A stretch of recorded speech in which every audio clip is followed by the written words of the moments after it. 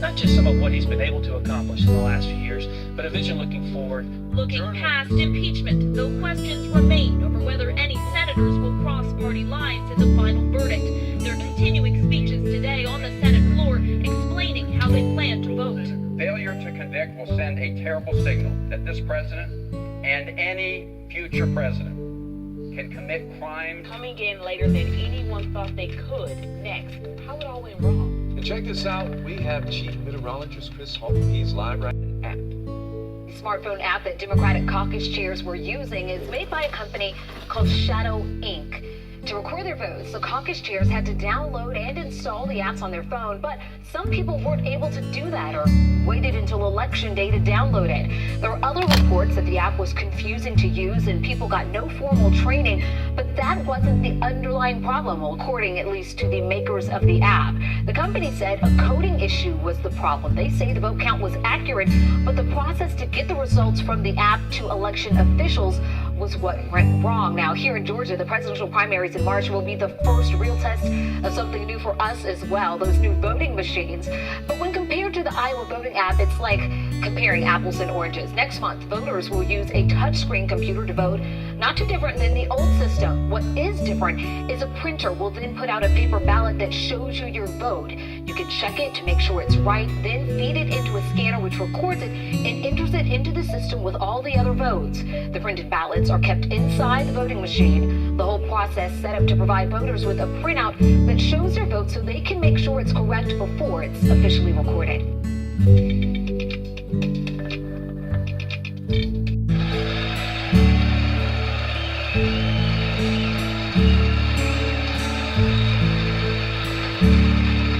In 8 years under the last administration, over 300,000 working-age people dropped out of the workforce. In just 3 years of my administration, 3.5 million people, working-age people, have joined the workforce.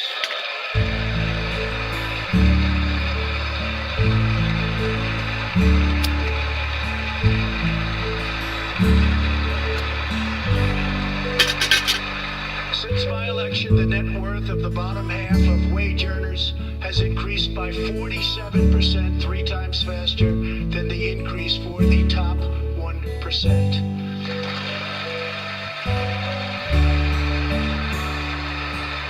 After decades of flat and falling incomes, wages are rising fast, and wonderfully, they're rising fastest for low-income workers who have seen a 16% pay increase since my election. Is a blue-collar boom.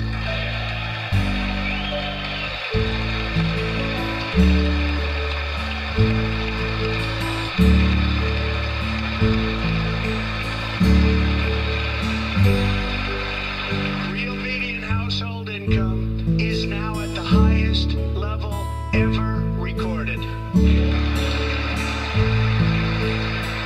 Since my election, U.S. stock markets have soared 70%, adding more than $12 trillion to our nation's wealth, transcending anything anyone believed was possible. This is a record. It is something that every country in the world is looking up to. They admire.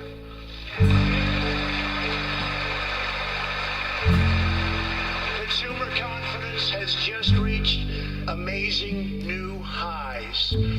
All of those millions of people with 401ks and pensions are doing far better than they have ever done before, with increases of 60, 70, 80, 90, and 100% and even more.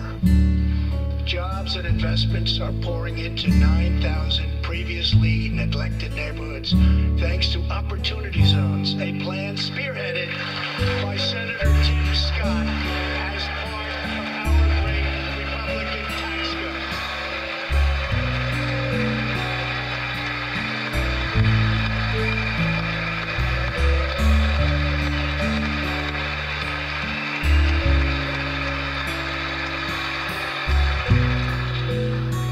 In other words, wealthy people and companies are pouring money into poor neighborhoods or areas that haven't seen investment in many decades, creating jobs, energy, and excitement.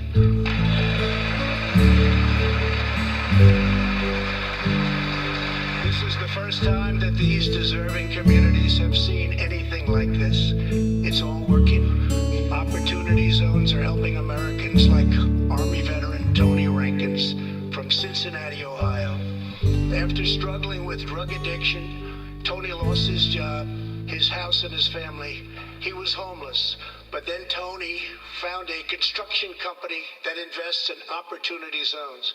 He is now a top tradesman, drug-free, reunited with his family, and he is here tonight. Tony, keep up the great work, Tony.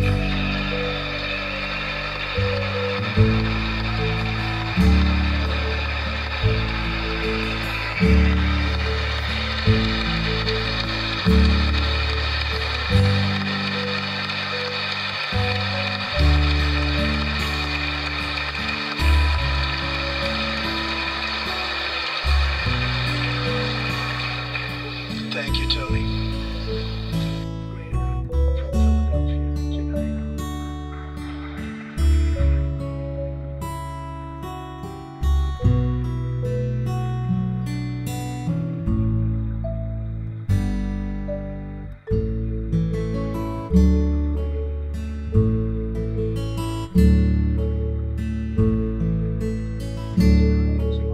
Stephanie is a single parent.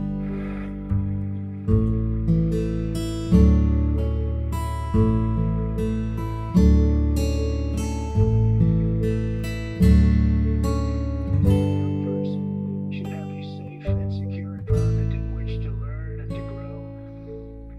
For this reason, our magnificent First Lady has launched the Be Best initiative to advance a safe, healthy, supportive, and drug-free life for the next generation, online, in school, and in our communities. Thank you, Melania, for your extraordinary love and profound care for America's children. Thank you very much.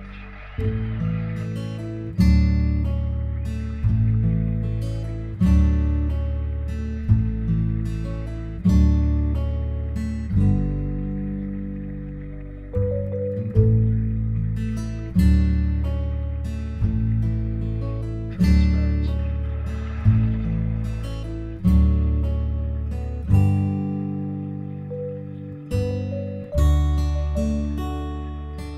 Experts believe that transparency, which will go into full effect at the beginning of next year, will be even bigger than healthcare reform. It will save families massive amounts of money for substantially better care.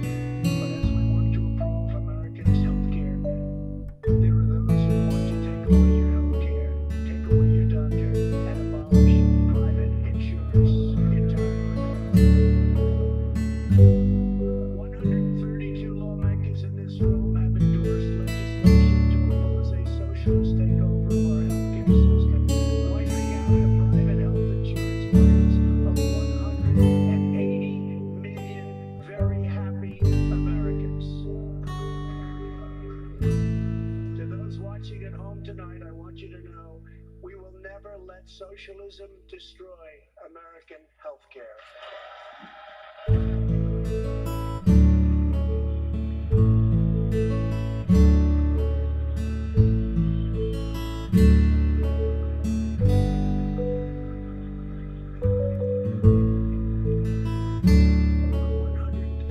Legislators in this chamber have endorsed legislation that would bankrupt our nation by providing free taxpayer-funded health care to millions of illegal aliens.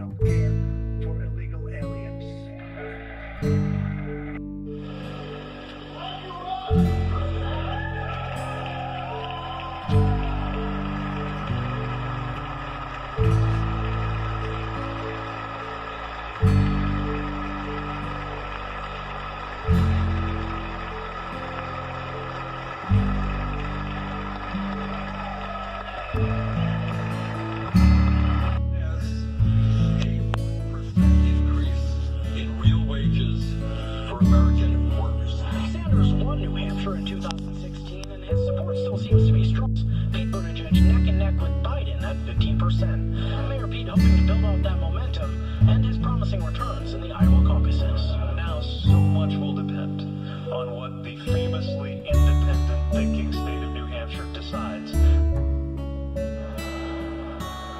We are hearing results in Iowa.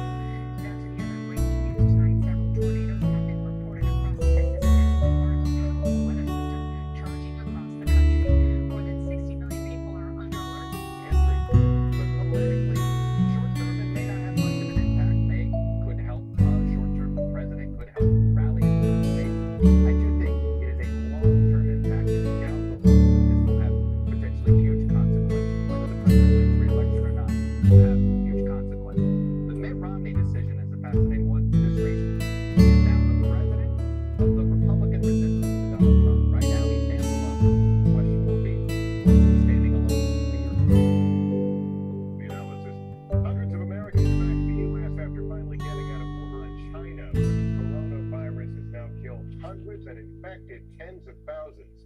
We began with Miguel Almaguer at Travis Air Force Base in Northern California. Nearly all of the evacuations arrived here at this hospital showed no symptoms of the virus, but there is concern tonight over an infant who does have a fever and is being monitored at a local hospital.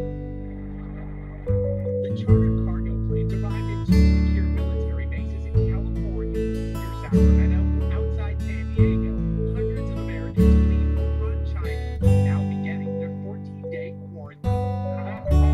Claude and Ilona Lewis were in Wuhan visiting their son. They're among the passengers in isolation. The Diamond Princess will have to be quarantined for 14 days. 10 confirmed cases on board, including one American, now all in the hospital. And the rest of the passengers headed back out to sea, but confined to their rooms. The people I feel really sorry for are those with inside cabins who've got no natural light, no fresh air. In Hong Kong, another cruise ship with nearly 40,000 people is partially quarantined at this hour after 30 crew members started showing symptoms. That will be a stunned Joe Biden scrapping from an appearance fourth-place finish. I am not going to sugarcoat it. We took a gut punch in Iowa. The former vice president taking aim at Senator Bernie Sanders. Democratic socialists.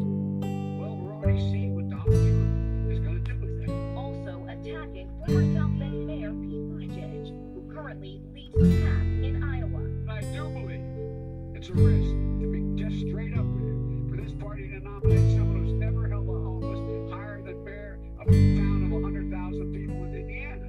Tonight, Buttigieg pushing back to NBC's Stephanie Ruhle. History has shown that the greatest risk we can take at a moment like this, dealing with new and different challenges politically and nationally, is to try to rely on the familiar playbook. Senator Sanders slamming Buttigieg's Iowa victory lap as premature, pointing to his own caucus success. Is 70% of the count we are winning the popular vote. The shakeup on the This is Katie Parker's first mural, but she create a lot more in Atlanta. WS Dogs back in some of big on signing day. Here from the top signing I'm 11 Alive for Captain. Sad breaking news. Hollywood icon Kirk Douglas, has passed away. He has over 92 acting credits, including 75 movies. Most famously known for his role in Spartacus, of course. He received his first Academy Award nomination in 1950 for the movie Champion. His son, actor Michael Douglas, told People magazine, quote, "To the world, he was a legend, an actor from the golden age of movies who lived well into his golden years." Through much of the evening hours across much of South Georgia, and flood warnings on various rivers and creeks and streams across North Georgia. So if you live in a flood-prone location, you know who you are. Just be. I think whoever did that should be out of baseball the rest of their life. Pete Rose, should he be in the Hall? No. I'm with it. Nothing could make me more proud to be able to follow in the footsteps of my heroes, even if it's in one very small way, and also hopefully to inspire the next generation. By honoring a Tuskegee Airman during an event at their headquarters. Well, folks, don't